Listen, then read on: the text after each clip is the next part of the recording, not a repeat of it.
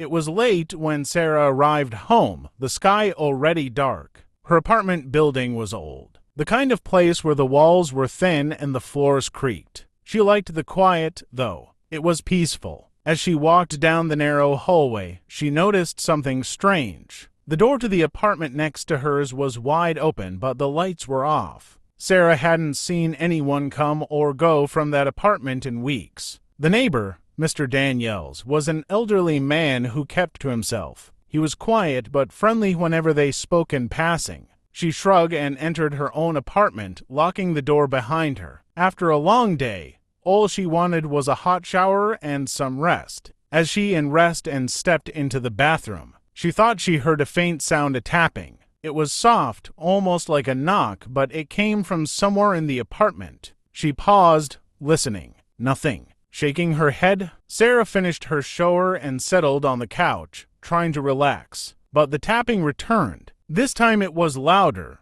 more urgent. It was coming from the wall that connected her apartment to Mr. Daniels' place. Probably pipes, she muttered, but it didn't sound like pipes. The tapping was rhythmic, almost deliberate. She tried to ignore it, but the sound grew louder, more insistent. It was as if someone was knocking on the wall, asking for attention. Sarah stood up, her heart starting to race. She walked to the wall and pressed her ear against it. Nothing. She was about to walk away when she heard it again, this time, a voice. "Help me, ... double quotes, comma." The voice was soft, weak, almost a whisper. It sounded like Mr. Daniels. "Mr. Daniels," Sarah called, her throat tight. "Are you okay?" No answer. She rushed to the door and knocked on his. There was no response. She knocked again, harder this time. Still nothing. Her instincts screamed at her to leave, but she couldn't just ignore it. Something wasn't right. With trembling hands, she grabbed her phone and called the landlord. "Mr. Daniels hasn't been home for days," the landlord said, her voice flat. "He's been ... gone." Sarah's blood ran cold. She turned to look back at the wall. The tapping stopped. Then she heard the voice again this time. It was right behind her, soft and hollow. "Let me in ... double quotes." Sarah spun around. Mr. Daniels' face was pressed against the glass of her window. His eyes were wide and blinking, filled with something darker than fear. And then the tapping started again, louder, closer. The wall behind her began to tremble. The last thing Sarah saw was Mr. Daniels' hand, reaching through the glass, as if to pull her into the darkness beyond.